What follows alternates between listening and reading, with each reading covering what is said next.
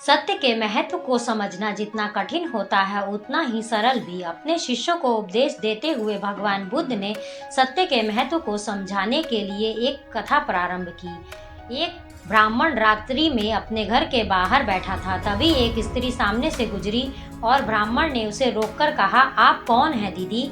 इस घोर रात्रि में कहाँ जा रही हैं? स्त्री बोली, मैं लक्ष्मी हूँ, इस नगरी को छोड़कर जा रही हूँ। ठीक है, जाओ, ब्राह्मण बोला। कुछ देर बाद एक और स्त्री निकलती है।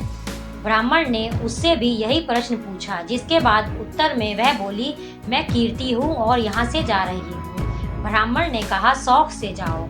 उसके बाद उसने एक पुरुष को आते देखा तो उठकर उसे मार्ग में वही बात पूछी। पुरुष बोला, मैं सत्य हूँ और इस नगर को छोड़कर जा रहा हूँ। यह सुनकर ब्राह्मण चिंतित हो उठा, लपककर सत्य के चरणों में गिर पड़ा और गिड़गिड़ा कर कहने लगा, नहीं भगवान, आप जहाँ से ना जाएं, आपके जाने के बाद कुछ भी नहीं बचेगा।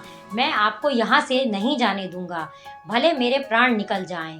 परोपकारी ब्राह्मण की विनती सुनकर सत्य वहीं रुकना स्वीकारते हैं। ब्राह्मण को संतोष हो जाता है। कुछ ही क्षणों में इस लक्ष्मी और कीर्ति को वापस आते देखकर वे मुस्कुरा कर पूछता है, आप दोनों तो चली गई थी, अब क्या हुआ? यह सुनकर दोनों बोली, हे ब्राह्मण देव, जहाँ पर सत्य है वहाँ से हम नहीं जा सकते, अब हमें भी यहीं रहना होगा। भगवान बुद्ध बोले, श्रेष्ठ जीवन का आधार यह है, सत्य के बल पर ईश्वर है, सत्य ईश्वरीय शक्ति वास करती है।